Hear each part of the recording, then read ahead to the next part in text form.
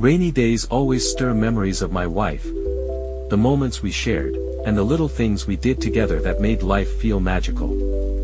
Those times felt like slices of heaven. We'd sit by the window, listening to the rain's gentle rhythm while I played the guitar. Occasionally, she'd opt for quieter moments, wrapping her arms around me in bed, the warmth of our bodies speaking a language words never could. But now, those moments are just distant echoes, memories etched deep in my heart. Not a day goes by that I don't miss her presence, her laughter, her love. And yet, in her absence, I found a new love. One just as consuming and pure. Abby, my daughter, is now the center of my universe.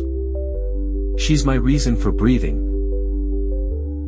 The promise I made to my wife. I vowed to protect her until my last breath. Come what may.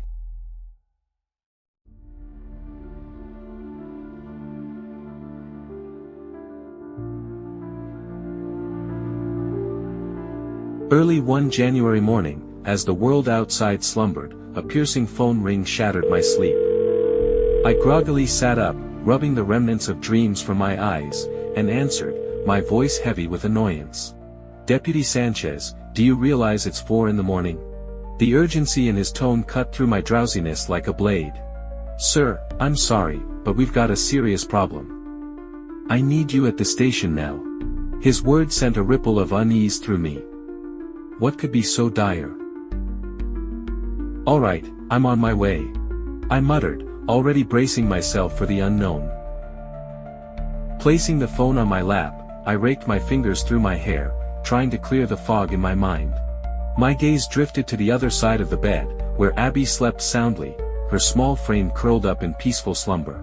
Her innocence was a balm to my weary heart.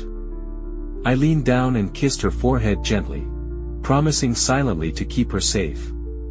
The weight of fatherhood and my oath to my wife pressed heavily as I pulled on my uniform and prepared for what awaited me.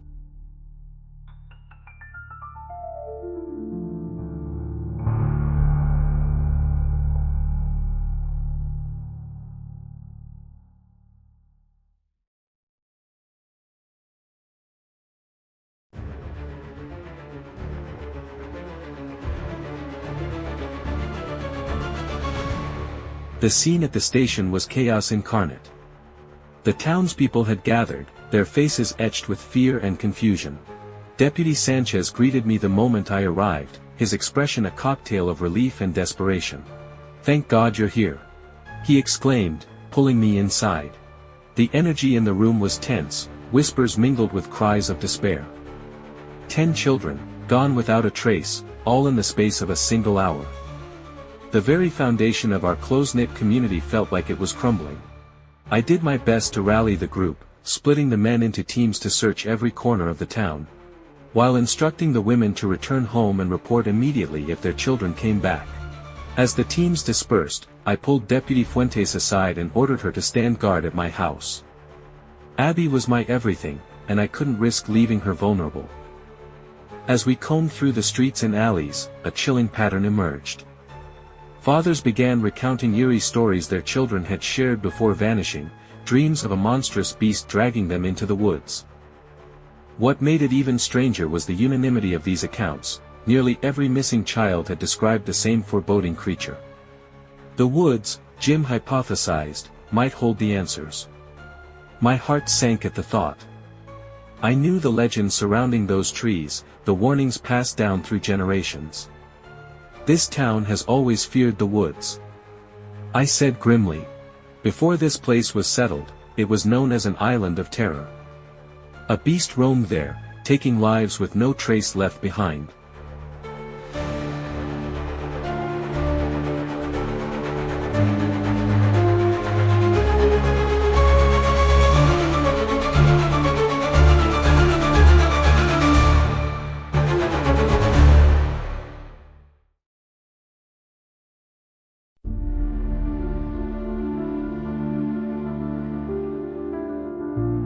Hours later, as the pale light of dawn broke, our efforts had led to nothing but frustration and heartache. As we trudged back to the town square, the remaining wives rushed toward us, their cries piercing the morning air. My worst fears came true as they revealed that the children left behind had also vanished. Now, not a single child remained in the town. Panic surged as I dialed Abby's number, but my phone displayed no signal. A lump of dread rose in my throat. Frantic, I sprinted back to my house, my chest tight with terror. When I arrived, the house was eerily silent, devoid of any signs of struggle. Abby's room was empty. No clues. No evidence. Nothing. Deputy Fuentes was gone too. It felt as though the world had collapsed beneath me. Falling to the ground, I cried out in anguish. My fist pounding into the dirt. Screaming my wife's name. When I finally composed myself, I returned to the station, only to find the entire town waiting at my gate.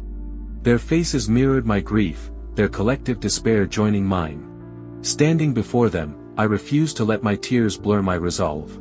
We will search every inch of this town. Do not stop until we find them. I declared. The urgency in my voice igniting a spark of hope. Together, we set off, driven by the love for our children and the hope that we'd bring them back.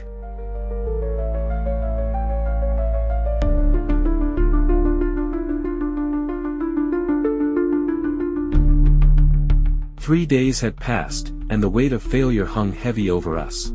The children were still missing, and with each passing hour, hope seemed to slip further from our grasp. As I trudged back to the station, exhaustion gnawed at my body, but it was the ache in my heart that truly brought me to my knees. Passing Jim and his wife, who sat sobbing in their car, I felt their grief like a physical blow. Their pain mirrored my own, and it was unbearable. My legs gave out beneath me, and I collapsed to the ground, the sorrow pouring out of me in uncontrollable sobs. I cried for the children, for the parents, and for the helplessness that had taken hold of our town. Desperation clawed at us all. But the mystery surrounding our plight only deepened. The barge and boats, the only means of leaving the island, had been burned to ashes. It was as if some unseen force was determined to keep us trapped here. Radios were useless, unable to pick up even a whisper of a signal. Cell phones were no better, their screens mocking us with empty bars. We were isolated, cut off from the world, and the sense of dread was suffocating.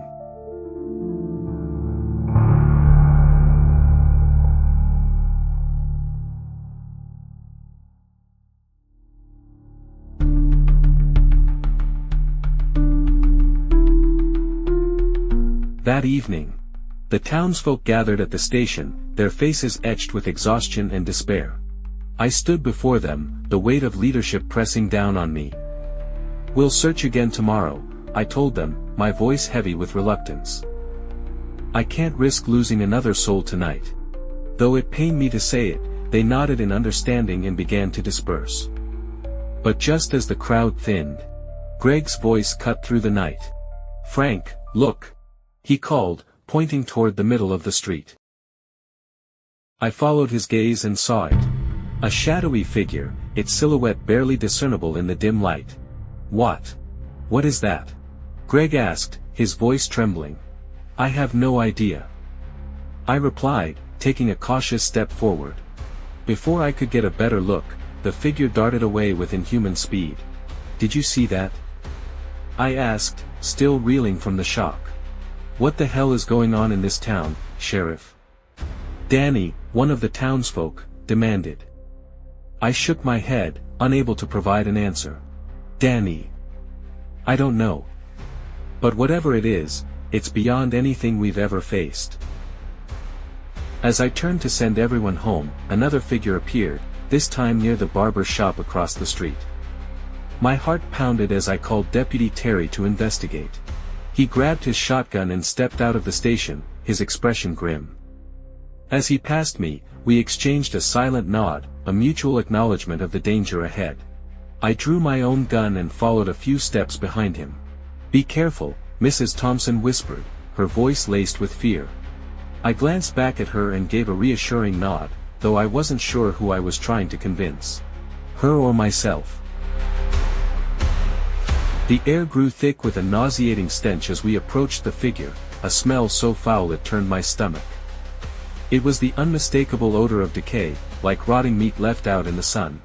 Terry cocked his shotgun, aiming it at the shadowy form. He was mere feet away when, without warning, the town was plunged into darkness. The streetlights flickered out, leaving only the pale glow of the moon to illuminate the scene. And then, it attacked.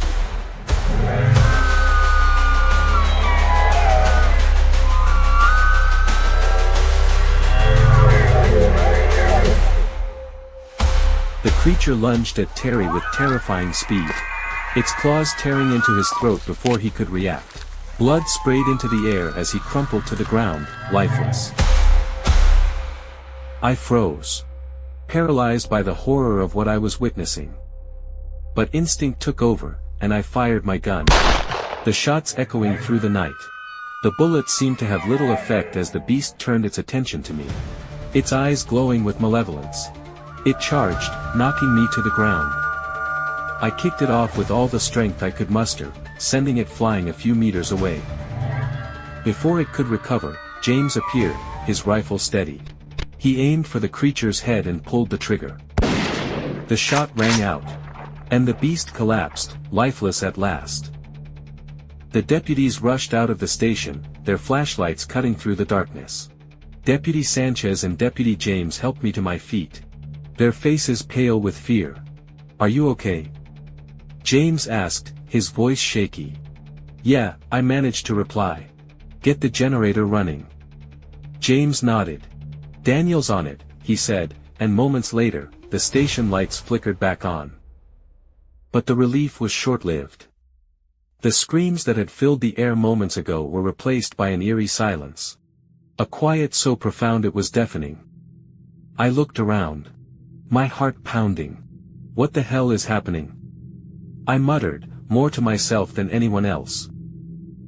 "Let's go back inside, sir," Deputy Sanchez urged, his hand on my shoulder. I nodded, allowing him to guide me back into the station, though my mind was far from calm. Whatever was happening to our town, it was only just beginning.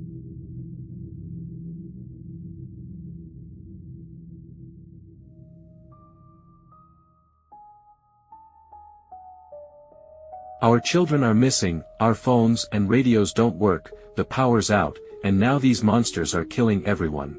What the hell is going on? His voice rose with each word, the strain of the situation pushing him to the brink. "Maybe these things took our children," he continued, his eyes wild. "Maybe they came from the woods. What do you think?" No one answered. The room was heavy with unspoken fears. "What's wrong with you people?" Greg shouted, his frustration boiling over. "Our sons and daughters are out there.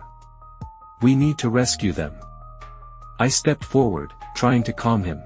"Greg, take it easy," I said, my tone firm but measured. "Don't tell me to calm down," he snapped, turning his anger on me. "You failed us. You failed to protect my son, their children, your daughter." His words cut deep, but I refused to let him see the pain they caused. "Don't you dare talk about my daughter like that." I shot back, my voice trembling with restrained fury. Deputy Sanchez and a few others stepped between us, their hands raised in a gesture of peace. "Guys, stop," Sanchez pleaded. "The enemy is out there, and we still don't know what we're dealing with." I took a deep breath, forcing myself to let go of the anger. "I love my daughter more than anything," I said, my voice softening. "And I'll do whatever it takes to bring her back." Greg's shoulders slumped, the fight draining out of him. "I'm sorry," he muttered, sinking to the floor. "I just don't know what to do anymore." I placed a hand on his shoulder. "I'm sorry too, Greg. We'll get through this. We'll bring our children home." Hours later, Jim broke the uneasy quiet. "Are they still out there?" he asked, his voice barely above a whisper.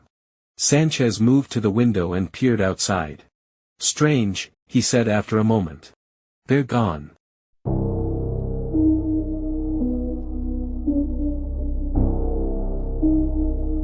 The room erupted with questions.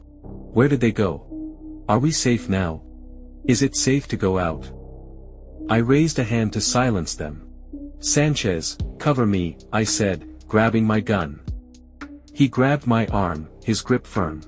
"Are you crazy? We don't know if it's safe out there."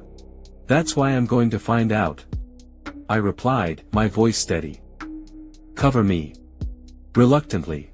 Sanchez nodded and readied his weapon. We removed the barricade from the door, the sound of scraping wood echoing in the tense silence. I took a deep breath, my fingers tightening around the grip of my gun, and slowly opened the door. The cold night air hit me like a slap, carrying with it an eerie stillness. The streets were empty, devoid of both the living and the dead. Even the rooftops, where I half expected to see the creatures lurking, were clear.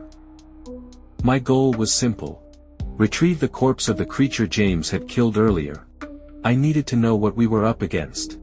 Moving cautiously, I approached the body. My flashlight cutting through the darkness. The creature's arm was thin, its fur patchy and loose. I grabbed it. The texture sending a shiver down my spine. "What in God's name is this thing?" I muttered. Dragging the corpse back to the station, I placed it in the center of the room.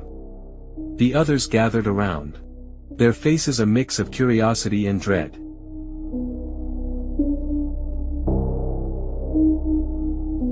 "What do you think it is?" Jim asked. "Looks like a bear," James offered. "Too small for a bear," I replied. "And its fur isn't even attached to its skin." I reached down, my fingers trembling, and began to peel away the fur. What lay beneath made my blood run cold. It wasn't a beast at all. It was James' son. The room fell into stunned silence. The weight of the revelation crushing us.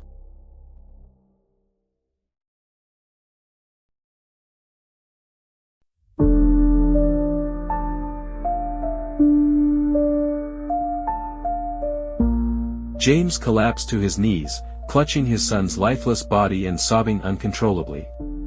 The truth was unbearable. Our children had been turned into these monsters. And now, they were trying to kill us. The moral dilemma was suffocating. How could we harm them, even in self-defense? And yet, how could we not? Questions swirled in my mind, each more tormenting than the last. Why was this happening? Who was behind this nightmare, and what twisted intentions had led to such cruelty? I looked around the room, searching for some semblance of strength in the faces of those around me. But all I saw was pain and sorrow, etched deeply into their expressions. The weight of the revelation was crushing, and I could feel the room slipping away from me, the people lost in their grief. Then, amidst the haze of despair, I noticed something was wrong. James was missing, and so was his son's body. A chill ran down my spine as I stood abruptly and asked, "Where is James?" The search for him within the station was frantic, fueled by a growing sense of dread. Then, a piercing scream shattered the air. Mrs. Thompson's voice echoed from the comfort room, drawing us all to the source of her horror. There we found James. Lifeless, hanging from the ceiling. He had been dead for minutes, his face a frozen mask of anguish. The truth was too much for him to bear. He had killed his own son and could not live with the guilt. My heart ached as I thought of the times I had shot at his child, trying to protect us all. And now, we had lost James too. Another casualty in this cruel game.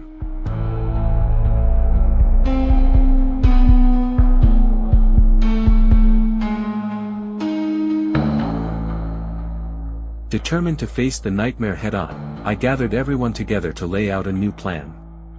We could no longer afford to harm the children, our mission was now to capture them. But resources were scarce.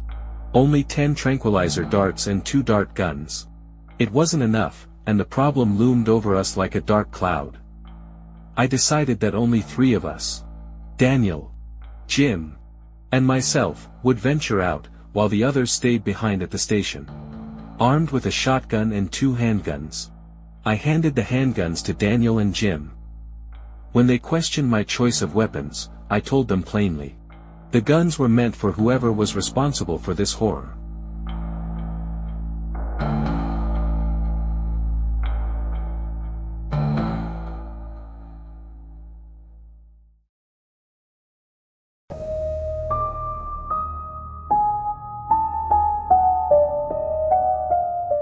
We stepped outside, the cold air biting at our skin as we hurried into the unknown.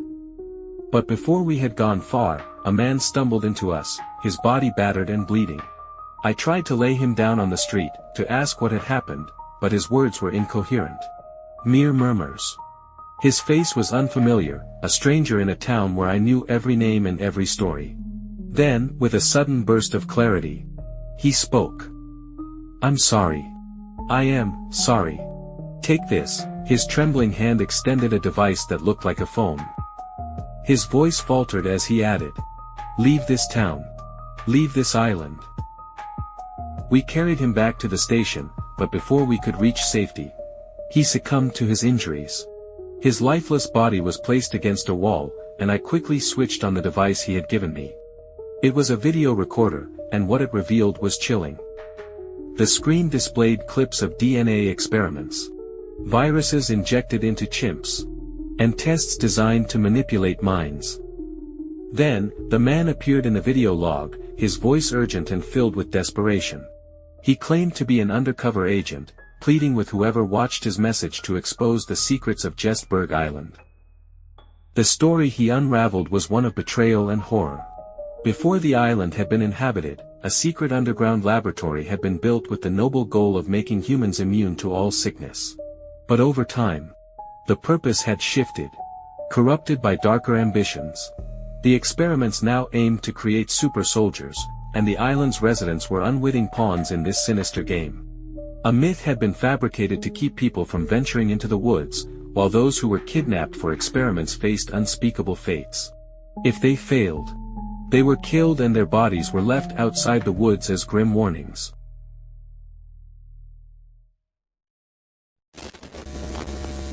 The video log flickered to life, its grainy footage capturing the haunting confession of a scientist. His voice trembled as he spoke, the weight of his words pressing heavily on the room. They tested it on adults. It was a failure. Then, they tried it on teenagers, and again, it failed. But when they tested it on children, it worked. He paused, his face etched with guilt and fear. They implanted chips in their brains to control them, paired with a virus that stripped away their humanity, turning them into vicious animals. These children will be released into the wilderness, left to adapt to the harsh environment of the woods. We will observe their progress, studying who survives and how they think under pressure. I suspect they will learn from the animals, mimicking their instincts to endure. The only way to stop this madness is to remove the chip through surgery and inject them with the antivirus. But, if all else fails, and the situation spirals out of control, the island will be sterilized within 24 hours. His voice cracked as he finished, the screen fading to black. Another video log captured the frantic escape of an agent, his breath ragged as he darted through the laboratory. Fuck. Shit. Everything is getting out of control. Explosions echoed in the background, shaking the camera. The specimens are killing everyone. Another deafening blast cut him off, and the log ended abruptly. Jim, watching the footage, clenched his fists. What the hell was that? So, we're lab rats now. And we've got less than a day left.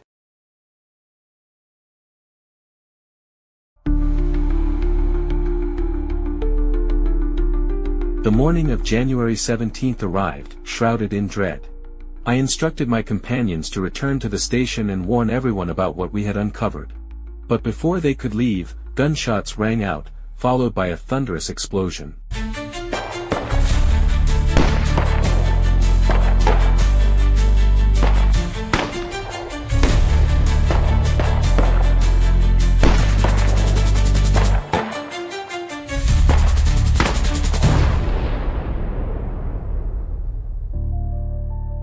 We sprinted back, only to find the station engulfed in flames. The children stood before the burning building, their animalistic fur shed, revealing their transformed bodies. They seemed to anticipate our return. Among them, I saw her. My daughter.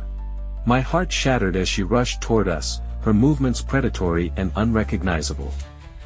I grabbed the tranquilizer gun from Daniel, loading a dart with trembling hands.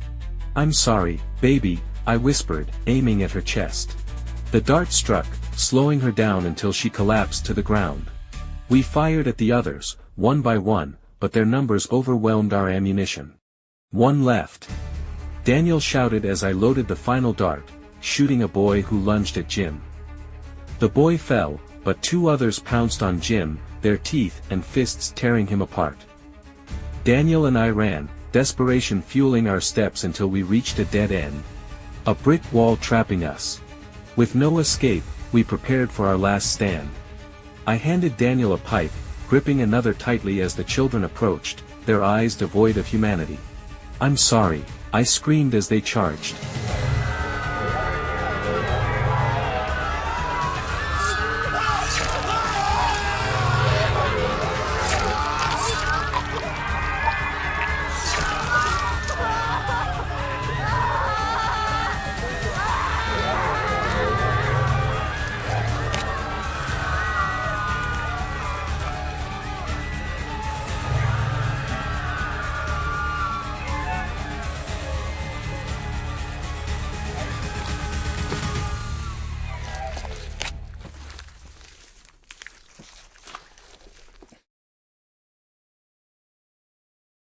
The aftermath was a bloodbath.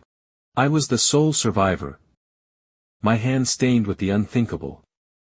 I had never killed a child before, nor a man.